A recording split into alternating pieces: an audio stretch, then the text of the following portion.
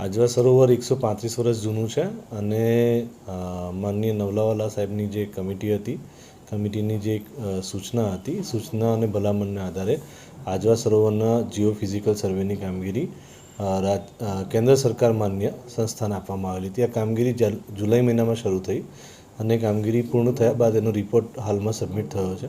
રિપોર્ટના આધારે એમના જે સૂચન છે એ સૂચન ઉપર પુનઃ ગેરી સંસ્થા, જે આપણી સરકાર માન્ય રાજ્ય સરકારની સંસ્થા છે, તે ગેરી સંસ્થાનો અભિપ્રાય માંગવામાં આવેલો છે અને એ અભિપ્રાય મુજબની કામગીરી કરવામાં આવશે.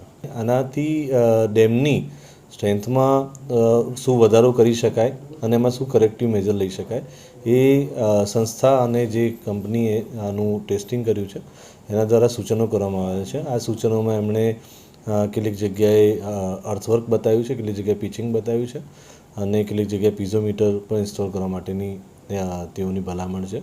આ જે એમના મુખ્ય ભલામણ પૈકીની આ ભલામણો છે અને આ ભલામણો પર ગેરી સંસ્થાનું જે અભિપ્રાય આવશે એ મુજબ કોર્પોરેશન કામગીરી કરશે.